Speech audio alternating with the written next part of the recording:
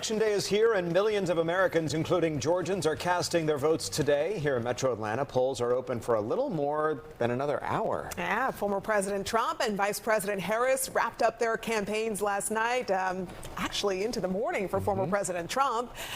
And tonight we have our panel assembled to discuss this election. Fox 5's Christine Sperow joins us alongside Lori Geary, Tharon Johnson, and Brian Robinson. Christine? Yeah, the whole gang is here, as they say, right? Good to see you guys again. Nice to be here. How long has it been? 4 years? Yes. 4 years. Well, 2, actually. Well, yeah, I guess 2. 2022, we all sat together. It feels a lot longer. It does, doesn't it? All right, so let's talk about the voting that's happened here in the state of Georgia. 4 million people, Lori, voted early. Officials said today they expect another million by the time polls close. Plus. Yeah, tonight at 7. So how would you compare the success of voting this year here in Georgia?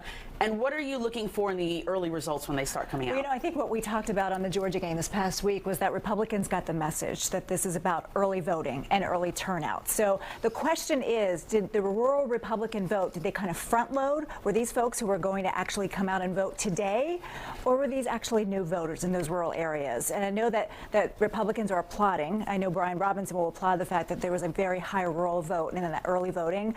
But I think Democrats will point to that female vote. I mean, you're up around 56% in that female vote. We know that skews very well for Kamala Harris. Yeah, and you wonder, what are people going to the polls voting for? Is it the economy for them? Is it abortion for them? Is it immigration? And I think what we'll be looking for tonight is how are we doing in Metro Atlanta? We know that there are not a lot of lines, but will some of these counties, like in Metro Atlanta and some of the metro areas around Georgia, like in Savannah, Chatham County, also Richmond County, Augusta, and also Bibb County, and then here in Clayton and DeKalb, we may not have seen any lines, but do we make up any ground in some of those Democratic strongholds? And there, in the get out the vote effort for the Democrats, traditionally very strong. What are you hearing on the ground as far as Democrats being able to get people out to vote today? Because they did well in the early vote. Well, I go back to what we've been able to do just 4 years ago.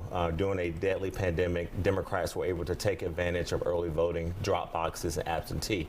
I do believe that was a strategy going into this election. What we're seeing is that when you see the Secretary of State saying that there's going to be roughly about 5.2 million people that could vote in this election, the more people vote, the better it is for Democrats, because we've been able to expand the electorate. And a lot of these people haven't voted before. They didn't vote at all in 2020. And so I believe they're moving from Democratic stronghold states, and they're registering to vote and they're turning out. And so I think we feel very good about where we are in the metro counties. I think the rural vote is high, but I think we do have some rural Democratic voters that are voting there as well. But I'm looking at places like Fayette County, which Joe Biden almost actually won. It's been a Republican stronghold. And I'm also looking at when you have Chatham County, which is at 105% in voting. Those are counties throughout the state that I think are performing well for Democrats. And Brian, Republicans saw a lot of success with their early vote, part and parcel because President Trump said, go out and vote early, which is something he didn't do 4 years ago. I think they learned from their mistakes.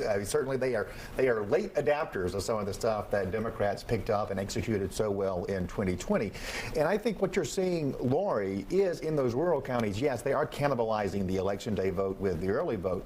We don't care. Those votes are banked, and that's what we wanted. We saw a lot of Republicans not make it back to the polls on Election Day in 2020 after voting in the primary. Those are folks who maybe if they had taken advantage of early voting or absentees would have shown up and done it. I think the Republicans went into Election Day with a lead. We know how many Republicans there are in certain counties, what the turnouts are in those counties, and how many Democrats. We have seen less turnout in some of the heavily Democratic counties. One thing we're going to look at tonight is, did that pick up enough on Election Day? It is my guess here at 5:49 that it has not, and that Donald Trump will have a victory here in Georgia tonight. And maybe a quick answer from both of you. Neither candidate can win with just their base. They got to be able to pick up some votes here and there, right? So, in Georgia, for sure. How much success do you think either one of your parties will have in doing that and getting over the hump? Oh my God, Christine, can we talk about what happened in New York? I mean, Donald Trump's campaign was okay, and then he blew it in New York, which is supposed to be this closing message, this rally to appeal to middle. Instead, he insulted Latinos, he insulted black people, he insulted women, he insulted Jews. Meanwhile, Kamala Harris is out here talking about bringing the country together, reaching out to the middle, talking about the future. So I definitely think that it's a base plus strategy that will work in Georgia. The two top issues driving voters in this election are the economy, cost of living, and then immigration crisis at the border. Those are issues where voters trust Donald Trump more. That includes independents and some Democrats. That's why he's going to win. Okay, and really quickly, either of you know who might win Georgia, just from your gut perspective? And Trump's going to win Georgia. Kamala Harris is going to win Georgia again, and I think she's going to win the election with about 290 electoral votes. All right, well, there you have it. Lori and Brian and Tharon will be with us until 7 tonight, and then again tonight at 10 o'clock. Great to get all of you all's perspective, and we'll be back here in the next hour with more. Back to you, Tom.